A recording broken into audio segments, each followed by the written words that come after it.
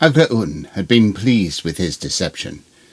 He and his companions, the giant Borkani Edgruf and the twisted Yuxif Bekath, had given themselves the luxury of viewing the carnage from afar. The Saro Magus allowed himself a shudder of pleasure. Death was a glorious thing to behold. He carried the shard, brought to him by the spell-stealer in an ornate box, crafted from the heavy woods of Jindas, for he felt only the finest crafting formed a worthy vessel for such an object. His goal lay ahead, the ancient monastery that was once the mortal home of Adranat, he who had become the god of history, and, so the legends told, of time itself. With the gramarye of the shard channeling the deific energies of that place into him, he would rise to become greater than Zaneth had ever been. With all of the time at his behest, he would know power beyond any trifling god. He would become a god, the first that had arisen in millennia. The Magus knew the monastery was guarded. Shamans of the Olkleinar dwelled there, dedicating themselves to Ulinta, the so-called master of the mountain. Ulinta. Ha! If that being had ever existed, and he doubted that, he was no master. Agraun spurred his horse forward, his grim companions following. The mountain lay ahead, and his fingers twitched in anticipation of the death that he would visit upon its inhabitants. Some hours later, they reached the foothills of the Holy Mountain.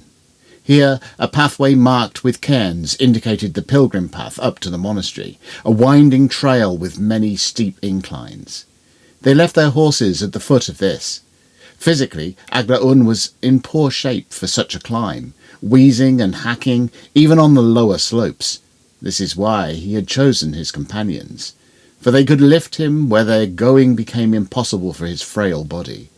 When health failed him too much, his subtle sorceries would draw life energy from them, for both had this in abundance. Eventually, the final turn in the narrow path of shingle and rock before the stony gape of the monastery would be seen was attained. The Magus bade his companions make rest there, while he made preparations, during which he leached yet more from their spirits to fuel himself. Once done, the final corner was turned. They could see their goal, and the figures issuing forth from it to meet their doom. Alicia and Spake found the horses 2 hours after the Magus had begun his ascent. They dismounted and began their own climb. Both had spent much time in the hills and mountains of their homeland, and this well-marked trail held no challenge for them.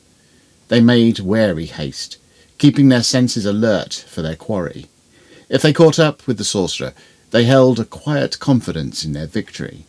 The only fear Alicia held was that the sorcerer may escape again, using whatever gramarye had been employed to vanish before. She still found it difficult to trust the word of her patron's Haldianaic friend. They reached the monastery, and were dismayed at what they discovered there. The gateway to the place was littered with the blackened corpses of robed figures, the shamans that had inhabited the place, they presumed. At first, they thought that the bodies had been maimed by fire, but as they approached, they found the truth more terrible. The shaman's skin resembled a disease that Alicia had occasionally seen affect limbs, as flesh rotted and died, but she had never seen it affect so much of a victim's body. The expression each corpse wore showed the horror and the pain that they had suffered before the sickness had stolen their mortality. They pressed on, weapons in firm and ready grasp. They knew that they were approaching the end of their quest, whether they survived it or not.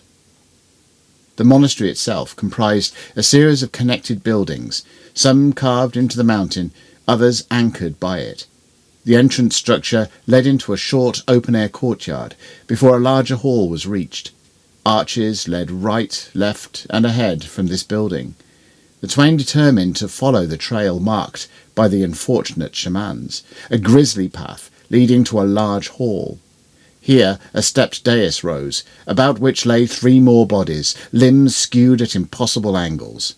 Atop it, Another arch led into a tunnel carved into the stone, a maw of darkness.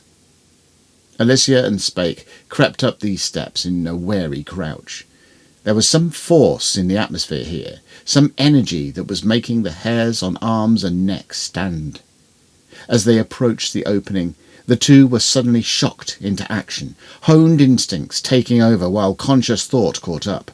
Roaring out of the tunnel flew a giant of a man. Stiff leather armour clad his torso and limbs, wild flaxen hair and beard whirling around his head.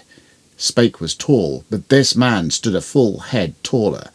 A huge battle-axe clashed against the stone of the monastery's floor that would have cloven the neophyte had he not thrown himself out of its path.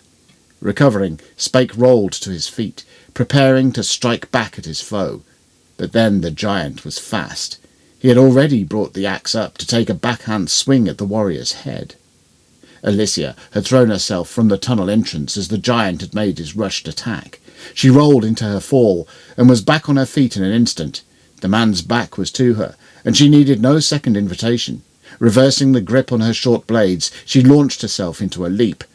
Such was not to be, for as she reached the apex of her arcing flight, a figure of a jet hue barreled from the tunnel.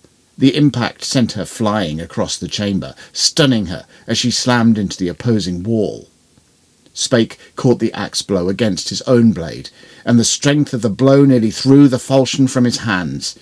He ducked under another wild swing, giving his hands time to shake off the sting the block had imparted to them. Then he halted, rapidly changing direction to come inside the giant's swing, using his own momentum to slash at his opponent's face. Alicia recovered enough to see slavering teeth bearing down on her. She recognized her foe as a Yuxid, for she had fought many before. Rarely had these been of this stature, however. She waited until the thing launched itself at her again, rolling beneath it as it came. Rock and bone met with a sickening crunch, and the Valerani allowed herself a short oath of thanks to Gramis that the tight manoeuvre had worked. She came in at the recovering creature, blades whirling. Spake's cut reached the giant's brow, slicing a red scar above his eyes. He ducked another wild swing, coming in at this time to hack across the huge man's greaves. He had seen no finesse in the giant's fighting, it being all about size and monstrous swings. Hillman fought in light armour to better allow a warrior to manoeuvre. That training served him well against this large, clumsy fighter.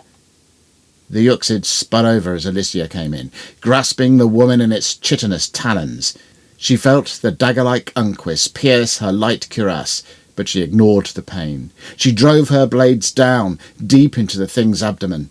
Black blood washed her arms, but she forced the swords deeper, holding them there as the creature began flailing in its death throes. Edgruf, the Balkani giant, found blood seeping into his eyes from the cut given to him by the smaller man, blinding. He could see his target's silhouette through the stinging mist. All he needed was one blow to find his foe's body, and this fight would be over.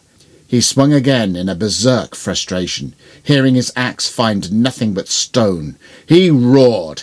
He was a hero amongst his people. What right does one such as this dark-haired flea have to... The giant never finished the thought. His final roar had given Spake all of the opening he needed to thrust his falchion into Edgruf's unprotected neck. The two were exhausted, and the wounds Alicia had received from the Yuxid were bleeding profusely. "On," she gasped. "We rest later. On!" Spake nodded, and rushed into the tunnel, his comrade staggering after. The tunnel opened into a cavern, the floor of which resembled a large bowl.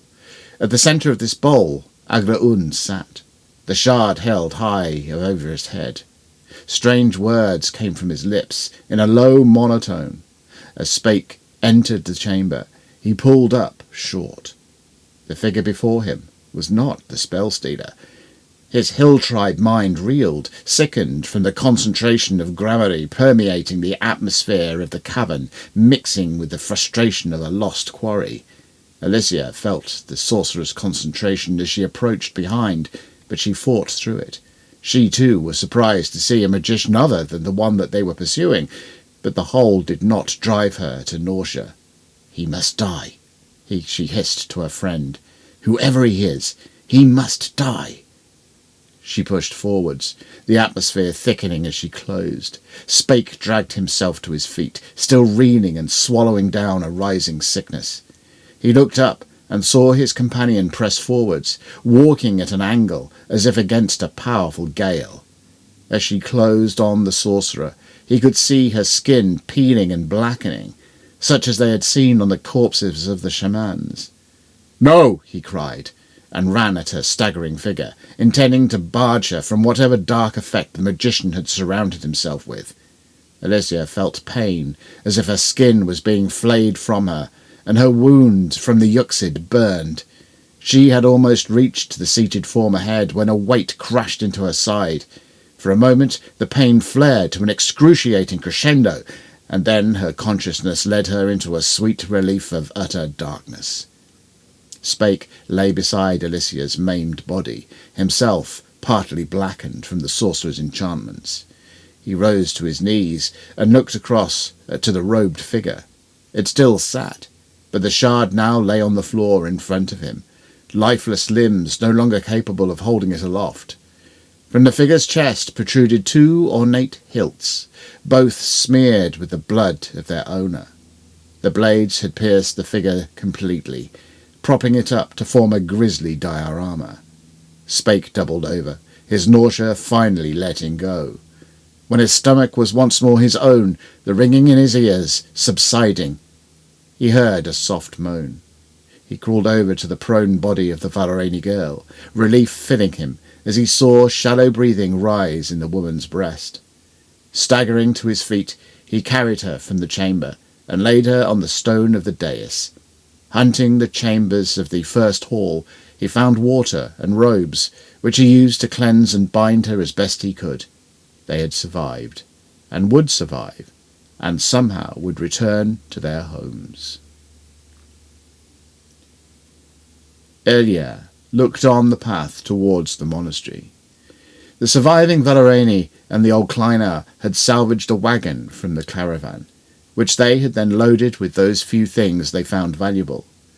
The mounts the nomads had given to the 2 warriors were still at the foot of the path, grazing on tough mountain plants, along with the 3 strong steeds of the southerners. These animals the old Kleinar admired, for they had been bred to carry heavily armoured cavalry. Leaving the old Kleinar warriors to guard the wagons and the horses, Ilya and the Valerani began the ascent towards the monastery to seek out the fate of their friends. In the bowl of the cavern, a grey-cowled figure stepped from the shadows. It crouched in front of the dead Agraun, regarding the dead mages for a moment before retrieving the shard, sequestering it within the voluminous sleeves. It began to step away, but paused. Turning back to the sorcerer, it grasped the decorated hilts with ancient, delicate hands and withdrew the impaling blades from the corpse.